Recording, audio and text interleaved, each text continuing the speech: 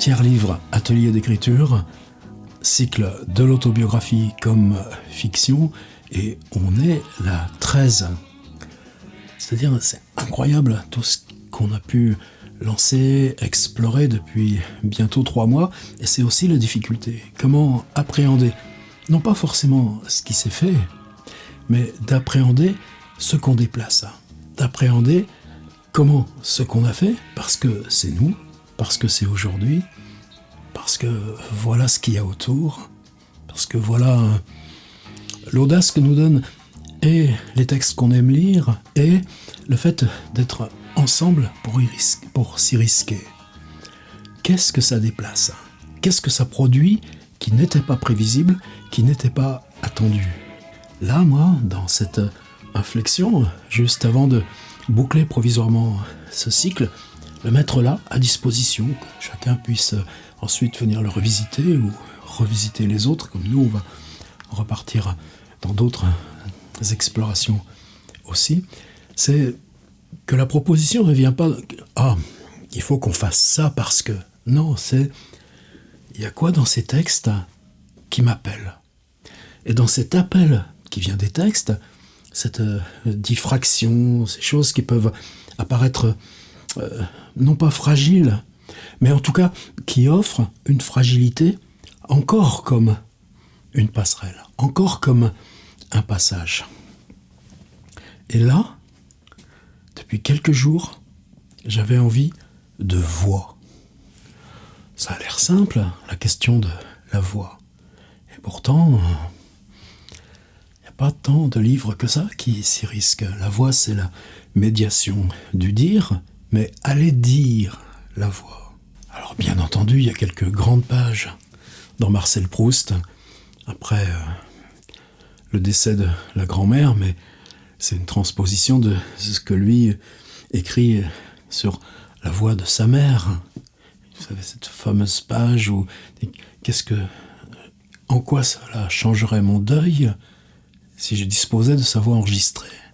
Ce qui est paradoxal pour nous, parce que à ce moment-là, on a déjà des voix enregistrées.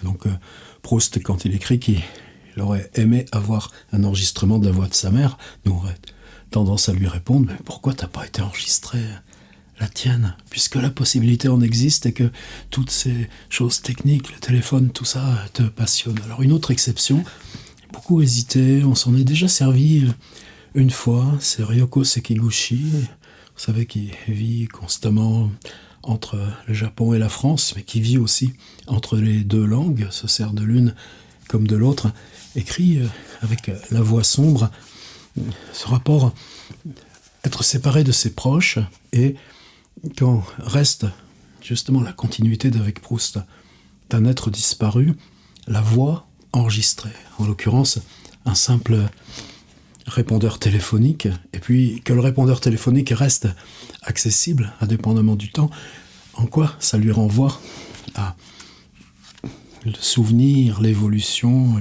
les derniers jours de la voix presque brisée. C'est aussi essentiel que c'est tout petit. Mais voix, je ne vais pas non plus l'idée qu'on travaille sur qu'est-ce que la voix, mais plutôt qu'est-ce que la voix porte si on se confie à la voix pour porter un texte.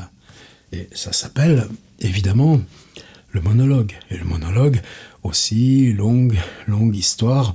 Prenez le monologue de Molly Bloom dans Ulysse, vous savez, à un moment donné des 24 heures de la vie de Monsieur Léopold Bloom, qu'on finit par plus supporter, eh bien, il faut bien qu'il aille se coucher. Alors là, Joyce, qu'est-ce qu'il va faire de son livre, puisque le livre est censé être 24 heures de la vie de Monsieur Léopold Bloom? Eh bien, il glisse dans la tête de Molly Bloom, qui, elle, ne dort pas, comme elle ne supporte plus les ronflements de ce petit être mesquin juste à côté d'elle. Et dans l'intérieur de la tête de Molly Bloom surgit ce grand flux où toutes les choses sont perçues simultanément. Et cette notion de simultané, j'ai envie là de la mettre en tête là, de l'exercice. Et puis il y a aussi toute la technique d'écriture de Virginia Woolf, de Mrs. Dalloway, dans Vague, dans La promenade au phare. C'est la voix, c'est les personnages sont là, distincts, différents, mais on saute dans la subjectivité de ces personnages par leur voix intérieure, par cette symphonie, ces arrangements superposés, juxtaposés, contradictoires de voix intérieure. Alors évidemment, il y a des textes bien plus près de nous pour se glisser dans cet espace. Je crois que je commence à comprendre aussi en quoi la décision très obscure de me lancer dans un cycle qui s'intitulerait « De l'autobiographie comme fiction », il s'ancre dans le parcours qu'on a fait cet été. Et le moment où, dans ce parcours, on était parti d'Annie Ernaux et de ce livre inépuisable qui s'appelle « Les années », qui conclut là l'édition Quarto. Et dans Les années, des photographies décrites permettent de reconstituer un contexte, permettent de se reglisser dans des contextes disparus bien autour de la photo. Et nous, on était partis de cette suite de photos en essayant de garder ce lien de la photo à ce jeu d'une possible traversée vers le contexte. C'est cet exercice qui m'a ramené, grâce à quelqu'un de l'atelier où je l'ai mis. Et c'est dans les discussions autour de cet exercice que c'est venu par l'atelier lors d'un Zoom. Écrire au couteau. Fabuleux titre. Écrire au couteau, peindre au couteau, c'est Rembrandt. C'est travailler la peinture, le pigment, comme pâte, comme épaisseur. Mais évidemment, il y a tout ce qu'on peut mettre dans le terme de couteau. De déchirer, de se déchirer. Pour ce titre, l'écriture comme un couteau, je crois que c'est ce qui m'a un petit peu ouvert à ce qui se passe dans ce quarto. C'est-à-dire qu'on n'a pas à faire une compilation des textes, des livres d'Annie Ernaux. Par exemple, La place n'est pas incluse dans le quarto, mais de séparer les livres de leur instance autobiographique pour les poser ensemble comme justement cette tension permanente entre écriture, autobiographie, vie, fiction. Et dans cette disjonction, dans ce presque écartèlement, toujours insoluble, eh bien, il y a cette lecture qui devient continue, où on voit littéralement le travail de s'écarter du roman pour se confier à quoi ? Se confier à plus de soi ou à quelque chose de plus universel parce qu'on insuffle, on s'insuffle comme ça la traversée de l'époque par son expérience personnelle ou la suite d'époques au pluriel par les sauts et les heurts de l'expérience personnelle. Est-ce qu'elle est capable de se formuler en tant que telle à chacune de ces étapes ? Et là, tout d'un coup, on a, je pense, une des clés de ce dispositif complexe. Par exemple, le statut des photos est permanent, décisif, même indépendamment du livre Les années qui conclut. Mais là, les photos ont été séparées du texte et rassemblées dans une espèce de cahier de départ. Et il y a un texte là qui s'appelle « La femme gelée ». Et j'ai découvert La femme gelée, non par l'avant-quarto, mais je l'ai découvert par la lecture, justement, du quarto. Pourquoi ? Parce que peut-être un livre de transition. Ce qu'elle en dit ici, elle parle de ses premiers livres, Les armoires vides, livre là, par contre, fondateur, Ce qu'ils disent ou rien, que je n'ai pas encore lu, et un troisième qui s'appelle justement La femme gelée. La construction des armoires vides est celle d'un roman. La voix narratrice appartient à une fille de 20 ans, en train d'avorter dans sa chambre de la cité universelle. La voix narratrice, donc bien la voix avant quoi que ce soit d'autre, appartient à une fille de 20 ans. Une fille de 20 ans, le une, article indéfini, situation, temps tragique, en train d'avorter dans sa chambre de la cité universitaire, ce qui pose aussi une époque et un moment de vie, virgule, Denise Le Sur. Donc, on nomme, et le personnage a un nom. Alors, est-ce que ça suffit pour dire roman, ou est-ce que c'est justement la tentation de tirer. Alors le nom du personnage et le mot roman, pour explorer une même matière, mais signifier d'emblée qu'il n'y a pas à la projeter autobiographiquement, eh bien, déjà cette tension est posée. Parce qu'à l'intérieur de ce cadre fictionnel, dit Annie Ernaux, je procède à une anamnèse de ma propre déchirure sociale, etc.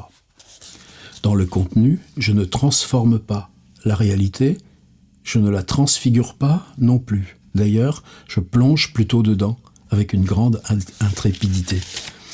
Deuxième, donc celui qui va suivre, le livre suivant, Ce qu'ils disent ou rien, est encore plus roman, si je puis dire, la voix narratrice, encore la voix narratrice. Et c'est là-dessus que je voudrais que vous vous interrogiez dans cet exercice. En quoi on peut se confier à une voix narratrice? C'est-à-dire, on va travailler sur un autre, une autre. On va être dans un dispositif de fiction, puisque c'est pas nous qui parlerons, c'est l'autre. Mais que cet appel qu'on va faire de l'autre à parler, on ouvre le texte pour l'autre, mais on l'ouvre par la voix. Et l'instance de voix va passer là, avant l'idée de monologue. Et peut-être là, moi, c'est le pas que je franchis pour moi jusqu'ici. Combien de fois j'ai fait des ateliers sur la question du monologue? Et puis là, se dire, non, d'abord, la voix. Le livre suivant, Ce qu'ils disent ou rien, est encore plus roman, si je puis dire. La voix narratrice est celle d'une fille de 15 ans, Anne. Cette proximité avec mon prénom montre cependant un besoin de lancer des signes autobiographiques. Lancer des signes autobiographiques. Et la conception relève encore plus de la fiction, puisque le schéma n'est plus, comme dans le premier livre, celui d'une quête, mais la remémoration des événements d'un été. Et puis, là, ce passage que j'ai remis là dans le petit doc joint comme on fait d'habitude, ce n'est pas le cas dans La femme gelée, que je vois a posteriori, comme un texte de transition vers l'abandon de la fiction au sens traditionnel. Comme dans Les armoires vides, il s'agit d'une exploration de la réalité qui relève de mon expérience, ici le rôle féminin. Et c'est, je crois, la dette qu'on peut avoir à ce culot, à cette audace d'écriture, tout ce qu'elle brasse là. Et c'est là où il y a eu cette phrase, moi, qui m'a fait penser, non, là, il faut qu'on y aille dans l'atelier. Le jeu de la narratrice est anonyme. Le lecteur est invité à penser qu'il s'agit de l'auteur, et la remémoration du parcours de femme se fait depuis le présent de l'écriture sur le mode autobiographique. A priori, il y a une possible identification du jeu vers l'auteur pour dire voilà qui me parle, mais ce jeu est anonyme et il est question d'exploration d'une réalité qui relève de son expérience. Mais explorer une réalité qui relève de son expérience personnelle, ce n'est pas relater l'expérience personnelle.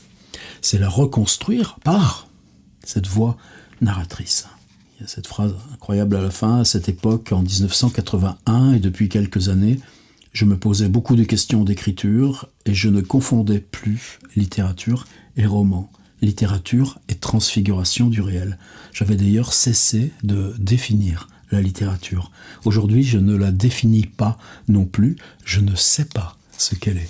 Alors maintenant, cette femme gelée de 1981, c'est un texte extrêmement massif, il y a des paragraphes, de temps en temps il y a un petit saut, et le petit saut juste par une...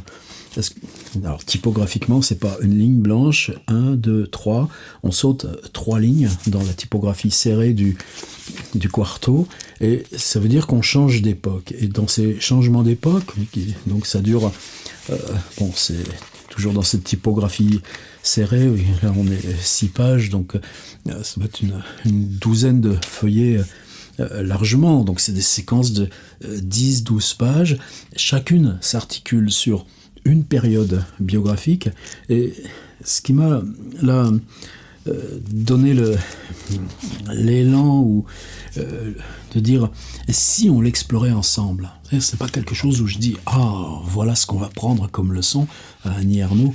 La leçon, je l'ai encore à prendre. C'est vos textes qui vont me l'apprendre, cette leçon. C'est que cet ensemble de séquences de 8, 10, 12 pages qui s'organisent comme des gros blocs massifs, séparés par un tout petit blanc qui est un sceau d'époque. C'est aussi un sceau du personnage principal qui fonde le récit qu'on est en train de lire. Ça va être la mère, ça va être la grand-mère, ça va être une copine d'adolescence qui s'appelle Brigitte, ça va être premier amour, ensuite c'est pas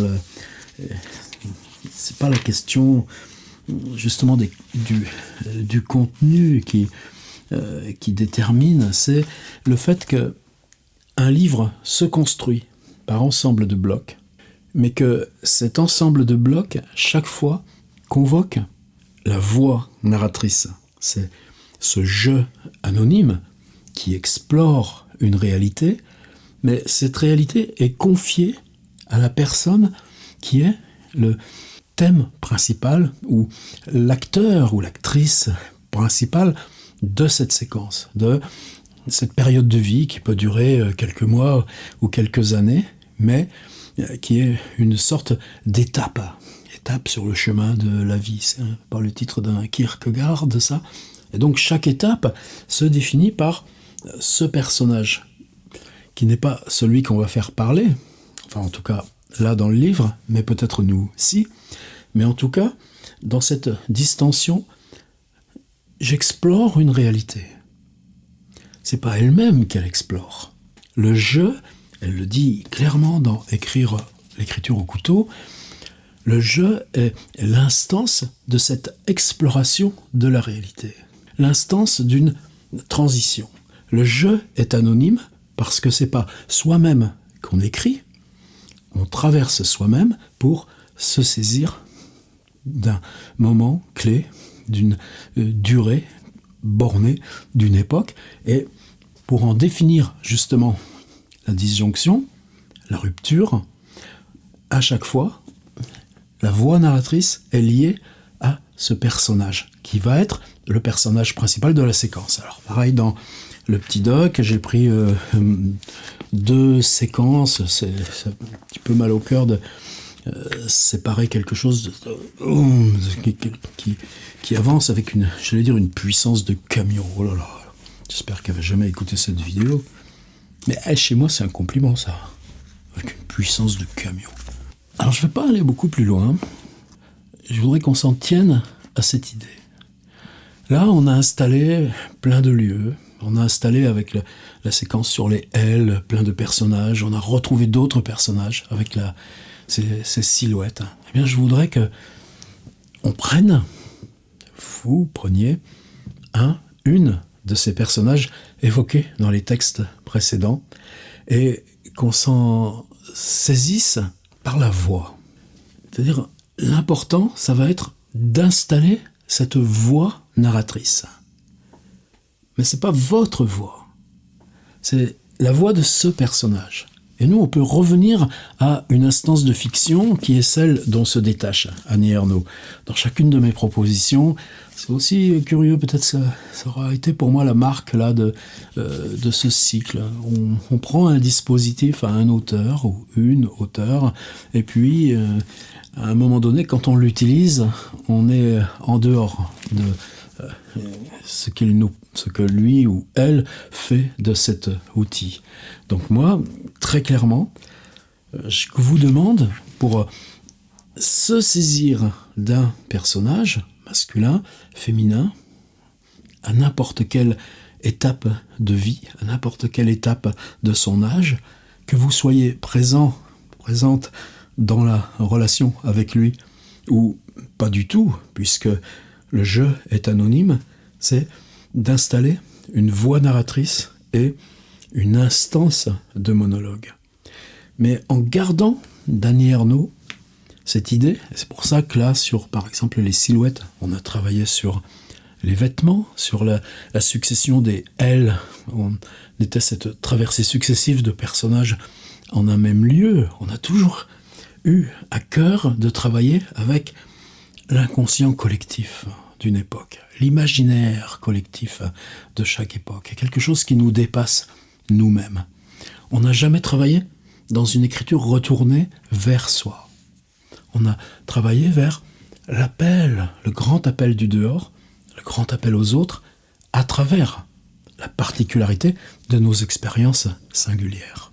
On résume encore, on se fixe un personnage, une époque. Elle est une suite de blocs, une douzaine de blocs, chacun de 10 à 12 pages, où chaque fois, un personnage apparaît majeur dans la relation de l'étape de vie. Mais on ne travaille pas sur le vécu personnel, on travaille sur les combats collectifs, les artefacts collectifs, l'inconscient collectif, ce qu'on écoute. Il y a des chansons, des radios, il y a des affiches. Je ne veux pas dire qu'on va spécialement aller chercher ça, mais c'est tout ce qui s'articule à l'intérieur de la voix. Et par contre, c'est ce jeu qui est anonyme définit une voix narratrice. Là, je suis exactement dans ce que nous enjoint Annie Ernaux, l'expression de voix narratrice. Et ce qu'elle ajoute, un jeu anonyme lancé dans une exploration de réalité. Et avec ça, je pense qu'on a de quoi travailler. Ne pas oublier cette notion de bloc, ne pas oublier ces unités qui font une dizaine de pages. Nous, on en fait une.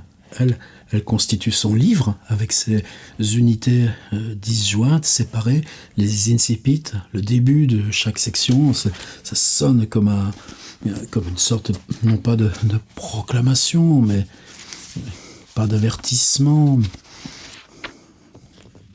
Tenez. Commencer l'histoire chaoteuse, la bonne aventure au guet, pas si bonne, j'en sortirai cabossé, humiliation et révolte, point. C'est-à-dire chaque bloc est lancé par une sorte presque de coup de fanfare, de proclamation qui est autant musical que de contenu. Celui d'avant, pas facile de traquer la part de liberté et celle du conditionnement, je la croyais droite, ma ligne de fille, ça part dans tous les sens, point. Donc vous voyez, cette idée de l'incipit va être totalement fondamentale. Comment, pour chaque bloc, en tout cas pour le bloc que vous allez écrire, où il s'agit de définir un personnage, qui est probablement un personnage déjà évoqué dans les textes précédents, et de l'installer dans sa voix. Le jeu est anonyme, ici, parti en exploration de réalité, mais nous, c'est ce personnage qui va devenir ce jeu anonyme, et qui va explorer sa réalité, pas celle que nous, on connaît de la sienne.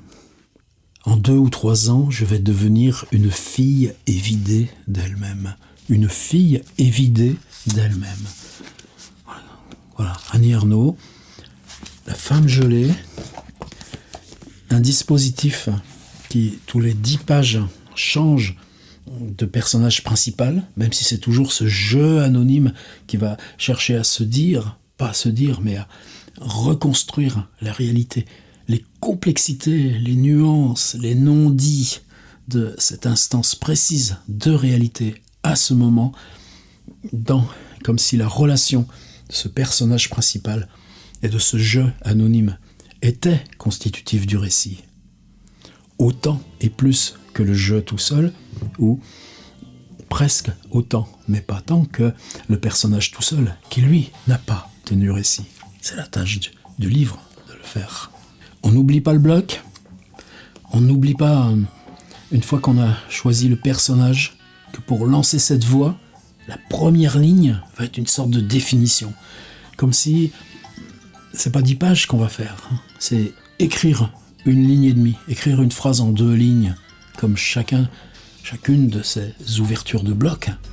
Et puis ensuite, c'est cette phrase qu'on va déplier, rebrasser. On va nager en apnée dans cette phrase. Et on va l'ouvrir avec la voix. Donc pensez bien, pensez fort avant de commencer, à attendre que cette phrase d'ouverture soit là. Et c'est elle qui va poser que si vous plongez, on s'accroche à la voix, on tient à la voix. Je vous l'ai dit, là où on en est de cet atelier, avec 2 autres séances derrière pour boucler cette première ébauche de cycle, c'est de voix dont j'avais maintenant besoin. Pas moi, mais l'idée que c'est ça qu'il nous faut maintenant, à l'étape où on en est. Allez, bonne sécurité.